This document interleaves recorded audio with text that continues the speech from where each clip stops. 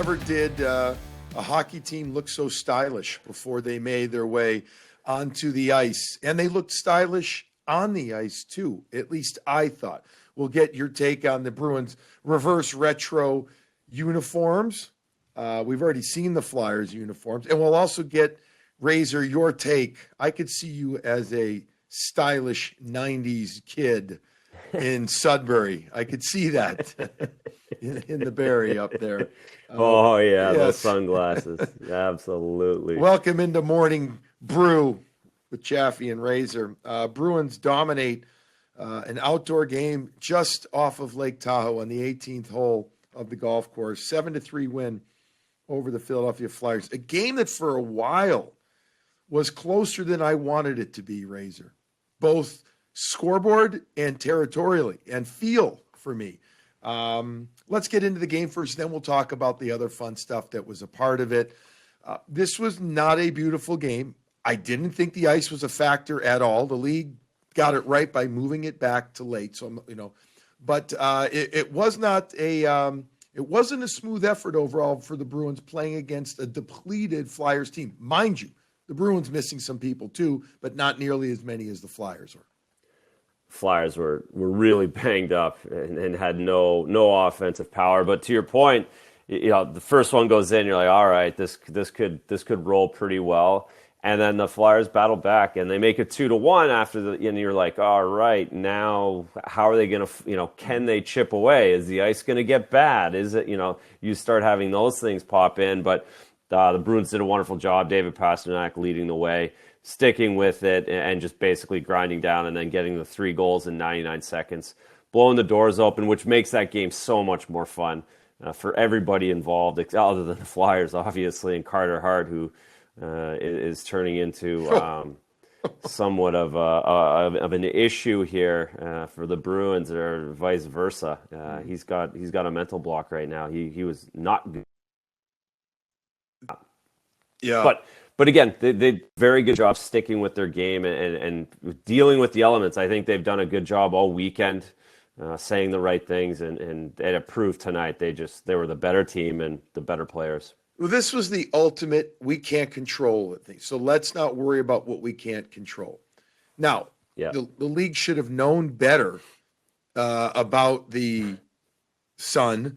They should have. They should have known better about that. That thing up there that's been there for I would think historically years. They could figure out that what is it called, the Farmer's Almanac or whatever they can go back. Right. What was it like on these days?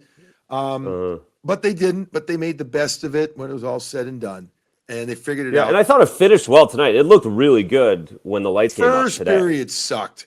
Oh my God, it was awful. It was off, and it was much easier for the players than it was for the people at home. It had to have been, right? Had to have been. No, they would have scored 9 goals. Like, the goalie wouldn't have been able to see it.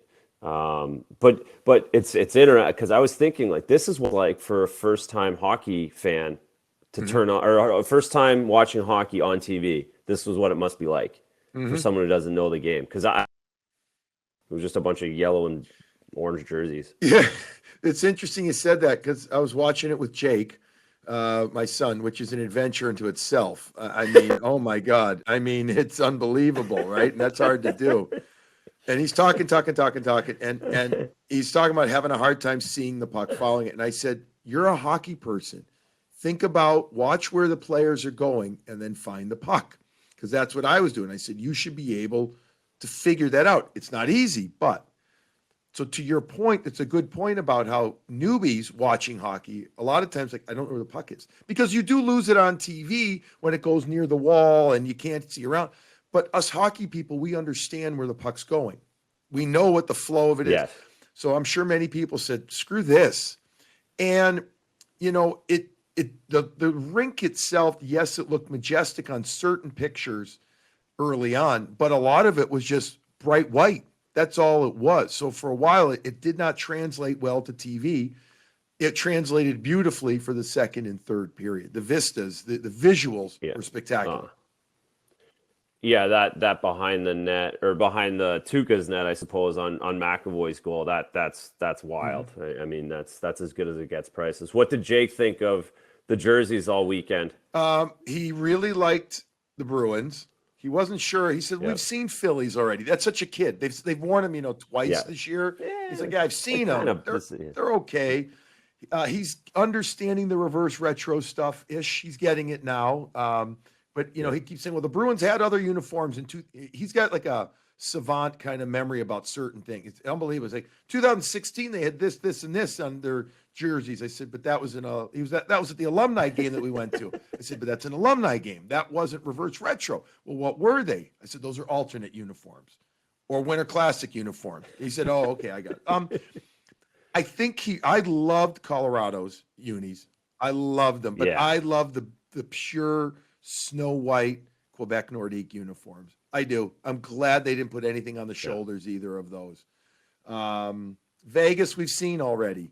You know what I didn't realize? Vegas was in honor or a nod to the old Vegas, was it Thunder that played, right? Yeah. I didn't remember that. I didn't know that they did that either, and I heard that yesterday, and they're talking about the IHL, and I didn't recognize that either. So that's kind of cool because again, I didn't really get it. I didn't either. The first time we talked about it in the green room the one day, and I didn't really get it, but that makes sense, and that's kind of cool. Love the Bruins, but the Colorado, the Nordique is the best one in the league, I think. I really agree, do. but the common thread between the Bruins, they're gold. I want to say yellow, and I know they're black and gold. I'll call them gold.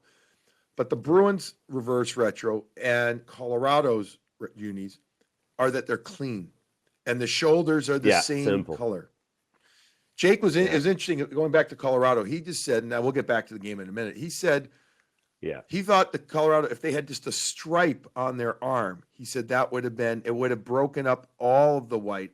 And I'm looking at the Bruins, I'm looking at a picture of Pasta, and they do have that stripe on the arm. So it's interesting, just a perspective. But another marketing opportunity for the league. They get them out there. Yeah, and they do. Yeah, get the dollars coming in. Oh my God! So let's talk about David Pastrnak against the Philadelphia Flyers. Pastrnak with his second hat trick of the year against the Flyers. He now has the last 5 hat tricks for the Boston Bruins. The last 5, pretty incredible stuff. His stick, his release, and his willingness to shoot is spectacular for a goaltender. Not just playing against Pastrnak, but playing against him in an outdoor setting like that, it's almost unfair, I think. It is, yeah. It was murder. It was absolute murder to have to go in and have him firing. And to your point, he shoots it from everywhere. He shoots it from, and I don't mean everywhere on the ice. I mean his back foot, his front foot, in between. Wherever that release comes from, it's different every single time. And the puck's rolling or not rolling, it doesn't matter. He's still ripping it, and he just has such a knack. It's so much fun to watch. It's so impressive that goal he scored in the second period, to be able to rip it over that. There's just nowhere for that to go. There's 2 people on the planet that can do that. It's really, really incredible that you get to watch it here in Boston. And he's a game changer. It's elite. It's a game changer. It's all of those words you want to use, and we see it. He recognizes the stage too. Oh yeah, and that's as much fun as anything, coming out with the glasses, and he knows everybody's watching this game, and everyone's watching him, and there was no doubt he wasn't gonna do something to put a show on. So who else? You talking with him and Ovechkin being the 2 guys who can rip it like that? I mean, do you think that he has surpassed the shooting? Is it panache of Stamkos? Has he surpassed? Kucherov would be another guy I would think about.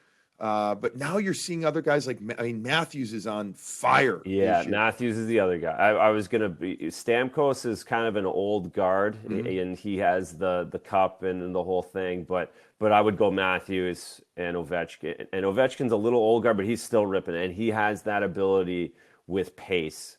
Matthews is more the release guy, the where he shoots it from. He shoots it similar to David in the new way they're shooting, and you can talk to that much more than I can, but I just know that's coming from a different release every single time, where Ovechkin's more hammer time, and he hits it when it's a knuckler. He hits it to the point of David's goal tonight. That's more Ovechkin-like, where the puck's rolling and he Second still one, finds you're a talking way about- to go bar it. Yes, the second yeah, one. Sorry, in the second period, where that puck can be rolling, it can be ripped across the ice to Ovechkin. He still finds a way to knuckle it into a hole. Where Matthews is more of that hard shot with a great release. So Yeah. David's a bit of both of those guys. It's elite. It's amazing. Oh, it's spectacular what he is doing. Just amazing stuff. First star of the game, no question about it, as it should be. The Bruins. All right, let's go back and go over a few things that are. One thing's concerning. Jeremy Lauzon goes out. We can. Yeah. I wanted to go through a few other goals, and I will. I'll go through Frederic's goal, the importance of Charlie Coyle's goal, no question about it. But we got to address. I mean, the Bruins all of a sudden go from the team of health a week ago to, in a matter, I don't know what it is. They've lost their whole left side of their defense now.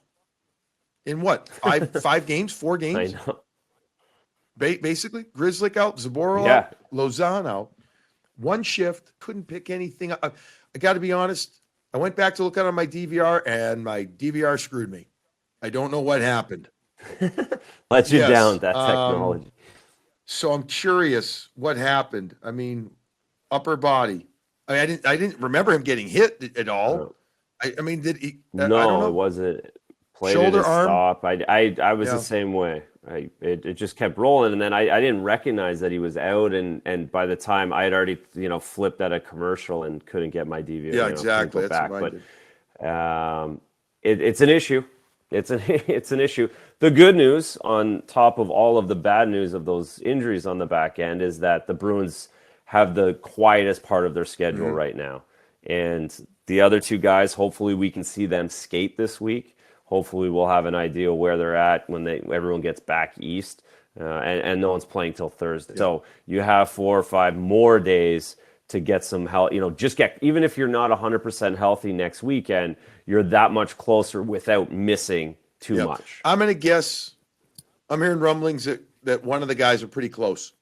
So I'm going to guess that one of them will play for sure on Thursday. I'd put money on that. Yeah. And then I would say that the other one could, and if not, by the weekend. So they get one back. So, yeah. And Vaakanainen, I thought, got better as the game went on. 20 minutes. Yeah. It's a perfect game for him. He's playing against, like we said, a depleted team. But they hammered him, giving him lots of minutes. He gets to get out there and get a bunch of touches. He's going to feel much more comfortable being in the lineup, which we assume he's going to have to be on Thursday. After his performance tonight, he gets his first NHL point. Like, all those things check boxes, and for young guys, that can get their development going much quicker when you get those out. Yeah, of the way. I agree. I mean, I will say this. And by the way, the Bruins' next game, as you said, Razors, Thursday. They're playing the Islanders, a team that is. I have my schedule right. It's at the Islanders, a team that's given the Bruin fits, and they forechecked them hard. I thought Philly, when they had their forecheck game going for a little while, when it was 2-1.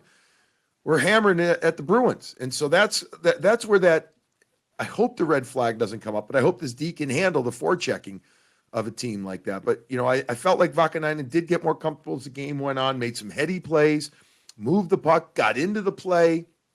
He's not a behemoth out there. He's not a nasty player. He is a containment situational player, defenseman, who can flow with it because he can go. So yeah, that's right. They're going to need him, though. I think they're going to need him to up his game, I think, for at least 1 or 2. Because, so you're talking now John Moore, you're talking Vaakanainen. If you can get Zaboral or Grizzlick back, let's assume you get one. All right, then you got your left side. Your right side is, Kevin Miller, in theory, let's hope that they really kept him out of this trip because they're like, you don't need it. Let's rest you. Let's deal. Let's hope that he's right, because then you're fine. McAvoy, Carlo, and Kevin Miller then for Thursday. Yeah, then you're good. Right. So and again, you get another defenseman in the lineup tonight. So now are you up to 9 now on the season? Yeah. That have played real games. So you start building that depth, and they're going to need all 9 of them, as it goes. And you just hope it's not too long for Lauzon, especially because Lauzon's playing those top pair minutes with Charlie. He's done a really good job in that role. So let's hope that it's not a long period. Yeah, hopefully we get word on what it is. They said upper body again. I don't remember him getting hit up high at all, but who knows? You can jam a, you can bump a shoulder, you can jam a hand, a wrist. Who knows what it is? Yeah, and I guess who knows what upper body is considered. The importance of Charlie Coyle's goal. We can't look past it. We can't. I mean, and that was a very similar shot to Pasternak's. It was very similar, same spot. Carter Hart struggling with that area. Is that a theme with Carter Hart? I don't want to go too far on it because I want to focus on Charlie Coyle, but is this a theme on Carter Hart beating him up top like that? Yeah, and they were all short side pulling off, and not necessarily, he wasn't driving into any of those shots. It's almost, he didn't read any of them very well. Frederic's the same thing. And again, the ice, pucks rolling, they were all rolling a little bit. That can cause the sight lines in the in the setup. I agree. I have to give him a pass for all of those just because of where it was. The issue is that he gives up 6 or 7 a night against the Bruins, and that's a whole other animal. Let me ask you this. Okay, I'm not trying to argue with the goalie union here, but it's interesting. I mean, I'd say that, look, I'd ask you the same thing on Nesson, and just that's the beauty of Morning Brew. We get to talk about it even a little more. Wouldn't you? I mean, you're really going to give him a pass on all those goals? I mean, Pastas was a great shot. Charlie was a great shot too, but then Frederic's. I mean, would we be saying the same thing against if it was the Bruins goalie? No. Of course not. But I guess I'm just giving him the benefit of the doubt in the situation of the game and where it was outside. It was all, we know the ice wasn't great for that. So I'm just saying those releases were.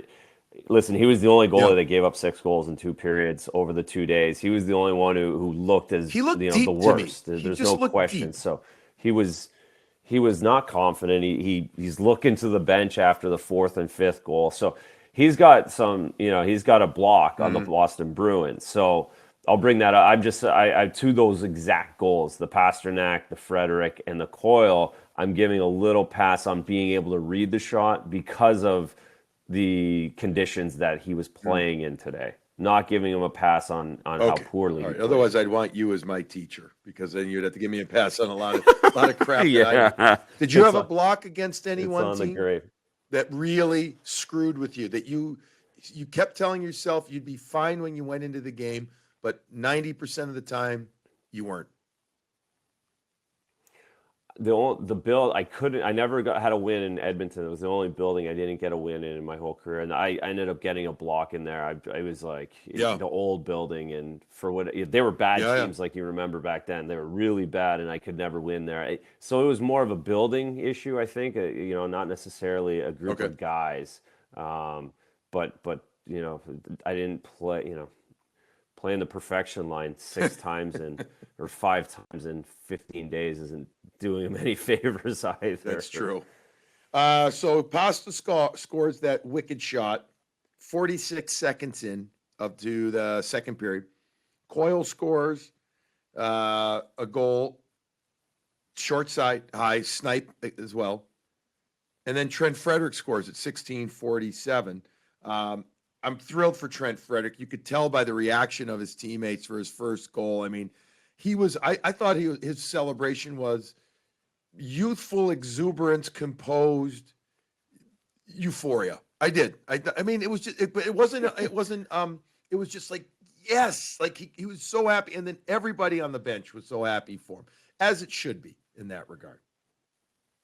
No question. That's a great feeling for the bench, knowing what he's brought to the table. Listen, I think you do get a more of a reaction for guys that like Frederic, who guys really appreciate what he's doing for this team. I think there's some young guys, maybe they don't give the same celebration. So I think you can look into that and see how excited everybody is for him and what he's bringing to this group. So good to get it out of the way too, and what a place. He's going to have that picture for somewhere in his house for the rest of his life. That's pretty cool, and it's good just to get these guys going. That secondary scoring, Charlie Coyle, massive.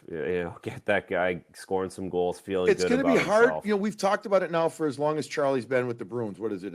I get so confused with the whole COVID year. It's been a year and a half, 2 years now, 2 years. I know he signed the extension, maybe almost 2 and a third years. I can't keep it straight anymore. Yeah. But it's almost like you want him to be reprogrammed to shoot more. But it's because it's just not in his DNA. But you see that shot and you say, do that. I mean, in this game, he had 3 shots on goal, which is a lot for him. He goes many games without a shot. He may attempt 1 or 2, but he goes without a shot. Too many. He's too good. He's too good. Gets the goal, huge. Frederic goal, huge. I thought Nick Ritchie played very well in this game. The guys, doing the broadcast were talking about him being around the net an awful lot. He gets that goal a few seconds later after Frederic's goal because he gets himself in front. John Moore puts the puck, quick release shot on the power play. I thought Ritchie was really good again. So and he had a goal and assist in this game. And again, to not underestimate the John Moore assist, just like the Vaakanainen assist, like those, that makes guys feel really good to be in on that on national stage and get points, and they're getting texts from all their buddies and their family, and everyone's watching. So that goes a long way for those guys who have played less minutes to get points in these bigger games. It certainly boosts morale. And can boost confidence. Speaking of minutes, here are your D minutes from that game. Carlo, 21-16. John Moore, 22-39. He had a nice line. 2 assists for John Moore, 2 shots, 2 hits, 2 blocks. Nice line for him. As I said, Lausanne just 34 seconds. Vaakanainen, 23-28. He had a total of 6 attempts, 3 hit the net. Charlie McAvoy, 24 minutes on the goal. Man, oh man. What a stud. What a stud. Oh, man. First 2 periods, he was outstanding. Him just going back and getting the pucks right now, it's so much fun to watch. He's in so much in control, and he just dictates where everybody else on the ice has to go, both offensively and defensively. It's a full-on stud place in his game. And right Connor now. Clifton, 23-06, 2 assists. A lot of points from the back end. Not sure if it's coincidence or if it's just making sure that the message was you get it, move it to the net. Get it, move it to the net because of the lighting, the situation, just challenge. I mean, I don't know if look, it's always a game plan getting pucks to the net. Let's be honest. No coach ever tells you not to put pucks on net. All right. But the D were very involved, which is great to see. They weren't hesitating. Yeah. They were getting pucks through. And also with purpose. I think we've seen it. We saw it certainly at the start of the year where they were putting pucks to the net, but maybe not with the same purpose that they are, now Carlo shooting it to score. McAvoy, that was shoot to score. That wasn't just try and get it around the net. And I think Moore, that's shot to tip, but he saw that the whole way. That was decisive that's a tip shot. And so I think that's the decisiveness, the purpose is what I've seen a little different than at other times earlier in the Everybody season. got good minutes. They were able to limit Patrice Bergeron to 15 and a half minutes. Marchand had 16:53. Pastrnak got more power play time, but also I think, getting him out there at times had the hat trick time as well. Yeah. Interesting enough, I'm looking at the shots. Everybody had a shot that played except, ready for this? Anders Bjork and Brad Marchand. I thought when you said that, Bergeron had 1 shot. Didn't recognize. 1. So 7 goals. 7 goals. So Bjork, Bjork took two minors. I actually thought I noticed him a decent amount at times too, but then he took those 2 minors. That's a crappy feeling. And they're bad minors too. They're penalties. bad minors. Oh, like he's gonna have to talk to someone about video now. And that's where the coach, stinks, as a third, fourth liner, just looks at you, and his eyes tell the disdain. Like you can't afford it. And it doesn't matter that it's a 7-2, 7-3 game. It doesn't. It's what are you? Because that the problem is with those that the trust factor. Because if you're doing that in a 7-2 game, what are you going to do in a 2-1 game? Exactly. Folks, I'm telling you, especially a guy who has struggled to find footing in a lineup from somebody who was that guy. If you take a bad penalty, it doesn't matter what time of the game or what the score is. You know it. You're going to hear about it. When all the other videos positive, it's funny how that video ends up, that one little mistake ends up of you and it's your ass taking a bad penalty. You hate it. Yeah. No, it's coming. It's coming. And he knows that conversation's happening, Yeah. whether it's on the plane or when they get to the rink the next time. They weren't good penalties. No. All right, let's few other things. Last time you played an outdoor game was when? Did you ever play a real outdoor game? I never played the real one. No, just the alumni game in Foxborough. What about as a kid? That was it. So I never played an outdoor game per se. I skated outside. I did play in a rink that wasn't. It was covered in high school, but the sides were open. 3 of the 4 sides were open, so you froze your ass off if you had nighttime practice. But I never played a real game outside. Now I skated at the big house. I played a media alum, or not an alum, a media whatever game there. It was awesome. Trying to think wherever I played, but no, I never did. We always did. We did outdoor practices in Canada every year. You know, in Toronto, you'd practice around town at some of the smaller rinks outdoors, but never a big game. Never a game that meant anything. What'd you think of the Bruins '90s garb walking in? You know, yeah, that was awesome. Caught me off guard. I didn't think about what they were. You know, it just looked really. They did a great job. They all went for it. And when Patrice is leading the way he was looking, you know, they're just to be able to have fun, especially in this and going with the flow. And we already they did such a good job of doing that this weekend. They do such a good job in general.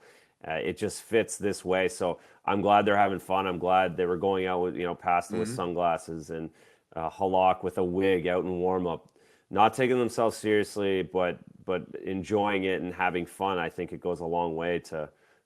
Especially this season, that's going to go a really long way.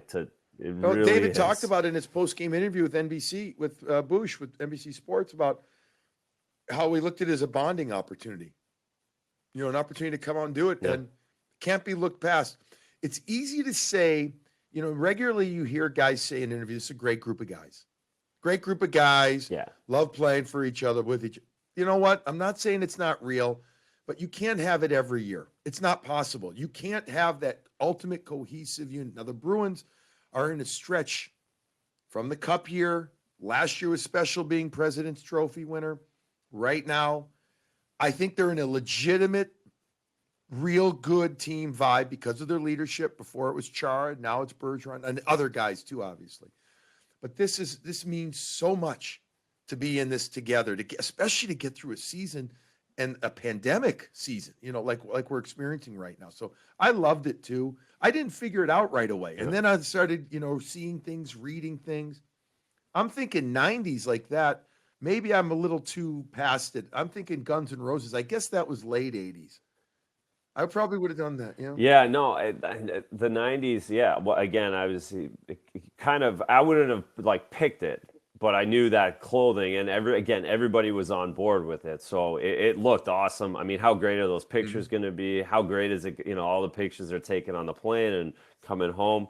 It's again, none of the other teams did anything like that. I think that is saying something about this group and the coaches and Cam Neely being there and letting guys do that. Again, they're letting these guys have some fun, and it's not always easy to do when you're trying to cram this 56 game schedule in, and you're worried about points and you're worried about COVID, and so good on everybody to I'd like to know how long it took some of these guys to do something, or if they all employed their significant others to help them do this to get it done. I know I would. I would be. Yeah, they're definitely the email went to the wives first. Can you please get these things at this website by this day? So let's not forget there's precedent for that they did the was it Pinky Blinders? It was called at the South Bend at the Notre Dame game. So they had some of that, but it's great stuff and a very look. a bad game against the Devils the other night gets erased by a good effort here. Okay, now we have 4 days off before Thursday's game as we get ready to wrap this morning brew up. And the Bruins now say, we had a crap one, we had a good one. We had, bad and fun. No, bad time, good time. Now see if they can get back to that level of, right, that regular level of Bruins. Well, and I think for the, we look ahead a little bit here is two things. One, the coaching staff did not like the way they came out after having a 4-day layoff against the Devils. So they're going to be hammering that this week. They'll probably switch up the way they work this week based off of that. The other thing is they haven't beat the Islanders yet. So you have that motivation as well. You gotta beat these teams. You want to have at least a 500 record against every single one of these teams. So you got to start putting wins up. You don't want to lose 3 in a row to one of these teams like the Islanders. Yeah, and I believe, if my memory serves me correct, I believe that they're out of town again on Thursday, right? They only had one home game. Yeah. I think all weekend they're gone, right? They're in New York. They all go weekend back again. to the island on Thursday, and I'm wondering if it's I think it's at the Coliseum. I think all games are at the Coliseum now, if I remember correct. I should know that, but then they have a game at the Rangers on Friday, and then a Sunday afternoon game. You're right, at the Rangers. So back to New York City for a couple of days for the Bruins. All right, so overall the Bruins with good stuff. They dominate all the stats. If you're into that, take a look at the game sheet, the shots, the faceoffs, etc. They bring it all. Good games by Studnicka, Vaakanainen. Frederic gets his first. Vaakanainen gets his first point. John Moore gets involved. Pastrnak with another hat trick. This team is fun. This team is good. We can deep breath, yoga breath after that Devils game, and move on now from that one. So Bruins fans, go enjoy your cup of coffee. Enjoy this morning brew, and we'll talk to you again soon. And I think, emphasis on think, we will have a special edition morning brew for you before the next Bruins game because we got too many days off in between. Be good, be well, enjoy your coffee.